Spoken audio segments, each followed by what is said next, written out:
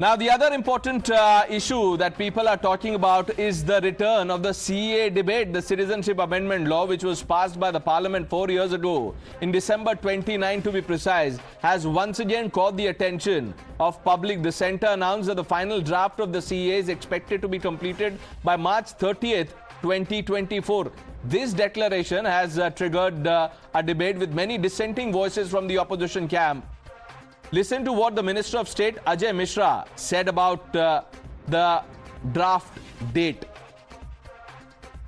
तो अभी जो लोकसभा की विधान बनाने की समिति है उसने 9 जनवरी 2024 और राज्यसभा की जो विधान बनाने की समिति है उसने 30 मार्च 2024 ऐसे उन्होंने वहां पर वो जो है तिथि दी है कि हम तब तक उसको बना लेंगे.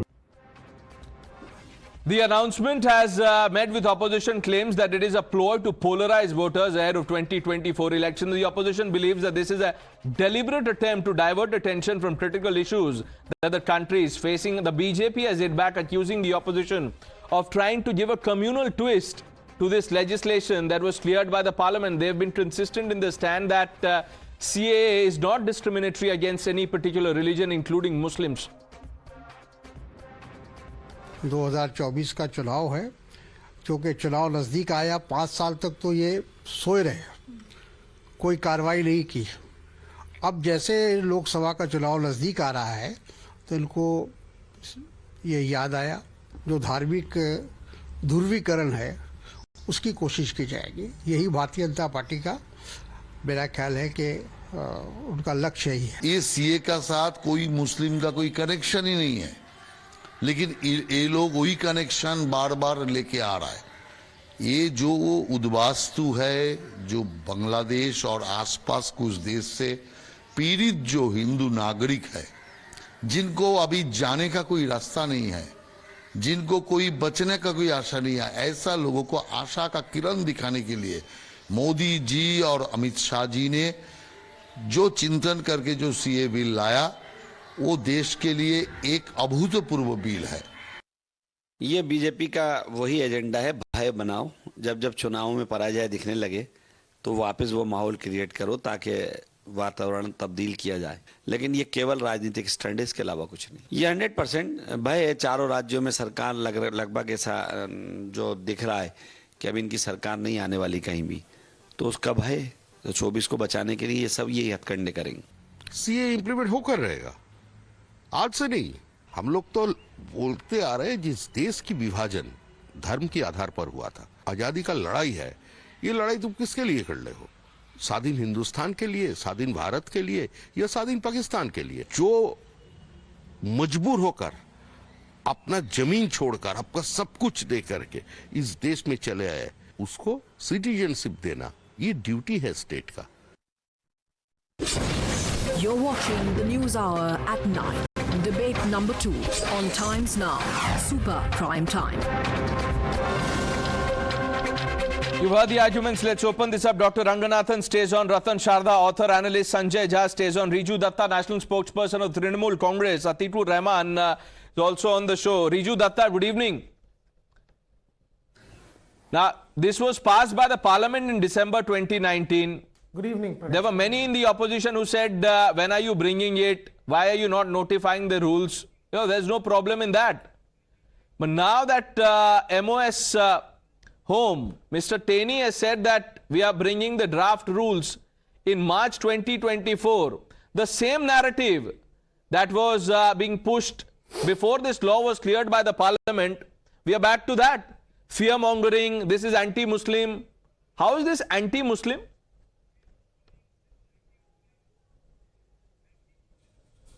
See, rather than going into anti-Hindu, anti-Muslim, which suits the narrative obviously of media houses, I am going to talk about CAA.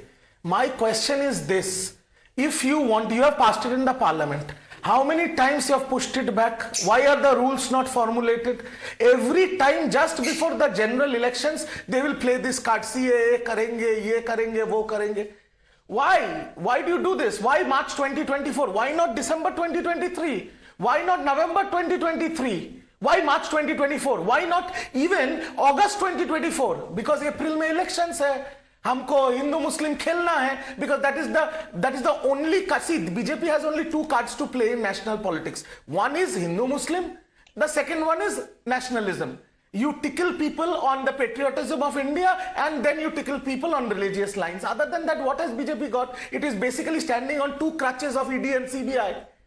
My question is, I am not going into the technicalities, whether it is pro-Hindu, anti-Muslim, I'm not going into that. Why was this not implemented? Once you are planning to implement it, what the political parties will do, what the political discourse will Okay, be, Riju is Datta, for a had later this date. been implemented Why earlier, have you not implemented would it you for have the last welcomed 3, it? 4 or God knows me how many years? Would you have welcomed it, sir?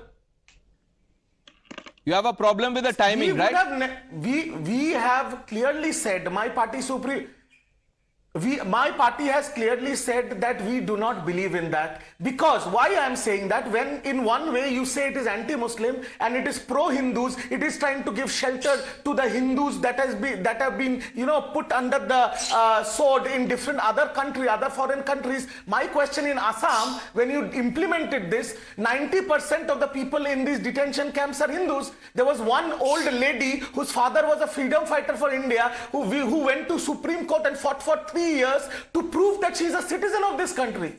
So my question is, the BJP is not only sure what the rules and regulations will be. Rather than making it anti-Muslim, they are putting more burden on the Hindus and the citizens of this country. So let them sort it out first. Then we will show our political narrative and our political discourse. But we don't believe that this is needed in the country. Okay, and this is not just needed. one more card that BJP is going to play for their political mileage and for their vote bank. Okay. Not needed. This citizenship shield given by the parliament is not needed. Dr. Ranganathan? Pranesh, first of all, 3 or 4 points I'd like to make very quickly. It is unconscionable, this dilly-dallying and the delay by BJP. It has a moral and ethical obligation for protecting and helping all the Hindus that have been persecuted anywhere else other than India. Especially in India, of course, but other than India, because not a day goes by. Just today, as my good friend Ratan would testify, a centuries-old Hindu temple has been demolished in Pakistan.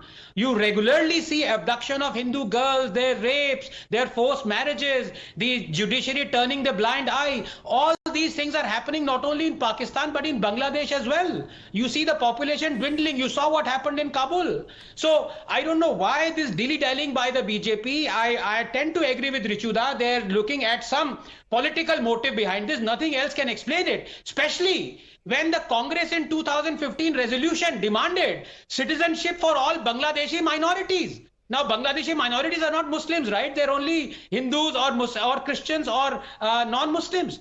CPIM in a resolution demanded the same. BJP was only fulfilling what was demanded across parties. And all these parties then, of course, did a U-turn, but that is immaterial. Do what is your dharma. Make Hindus, India as a right of return for every Hindu who is persecuted outside. Ratan Sharda, now we've had so many debates on CAA. Now, and I said that at the start what Dr. Ranganathan spoke about the delay. It is unfortunate. But now that, we have a date for people to say that this is a non-issue, trivializing the sufferings of so many. It shows the total insensitivity of the so-called secular parties to suffering of minorities in Pakistan and Bangladesh. They can be Hindus, Buddhists, Christians, Jain, etc. But they are totally insensitive to those people because they are not their vote banks. And when they say that if this is politics, will they support it? Who created ruckus when this was brought in? Same opposition parties, same people who created ruckus all around India, including the famous Shaheen Bagh. Let me tell you a couple of stories before start people shouting at me. 12th February 1991, there was a morcha by Bangladesh Mohajir Sangh. Hundreds of people gathered. They forced their entry into press club, and the 26 people and their main person, Ausuddin Biswas, issued pamphlets claiming that they should need citizenship, and no action was taken despite they had no permission from the police. No action was taken. It was Communist Party. Then we have Congress Party, which have quiet. Buddhadev Bhattacharya famously said that, I agree that there is an infiltration and Bangladesh is coming big number. He lost the election. On February 20, 2016, Mamata Banerjee urged the central government to allow the DMs to give citizenship to Bangladeshis with just 5 years stay. What was that? Now their own leader just a few days back said, we will give all the Bangladeshis complete freedom to get their citizenship. What exactly the word was?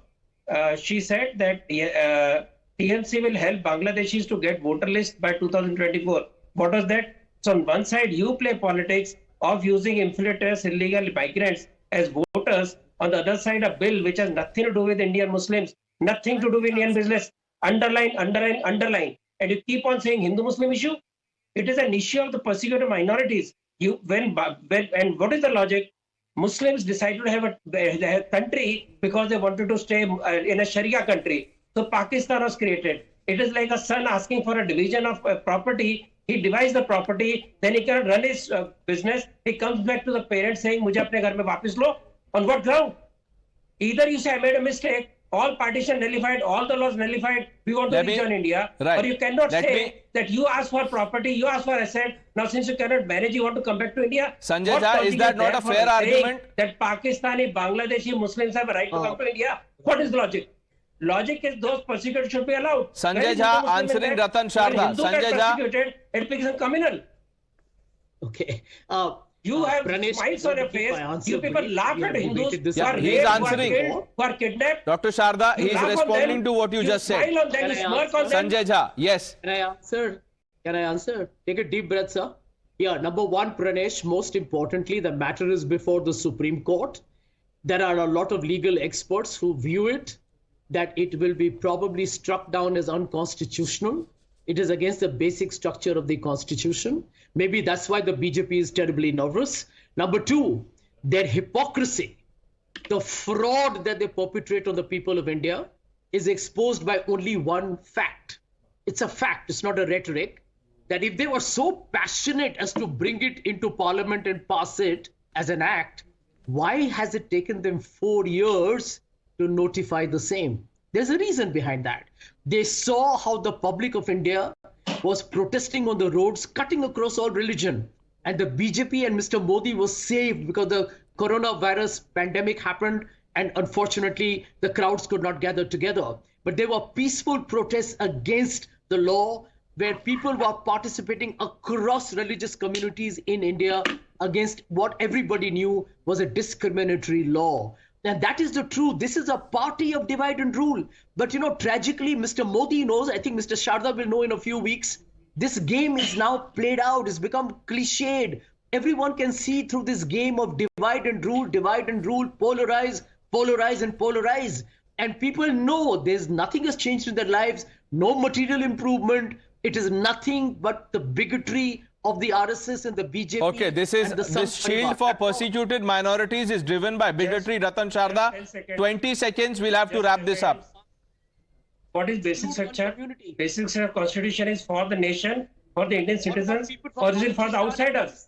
What kind of argument is this, Mr. Jha, please? No, what about people what kind of argument is in Pakistan? Again, okay. Why are you so agitated? Mr. Jha, gentlemen, I'm sorry, I'm under pressure to take a break. That's all the time that we had on the show. Mr. Sharda, maybe some other time, sir, we'll have a longer debate on this. I thank all of you, Dr. Ranganathan, Ratan Sharda, Sanjay Jha, Riju Dattan, Atikur Rahman for joining us on the NewsHour. Viewers, thanks for watching.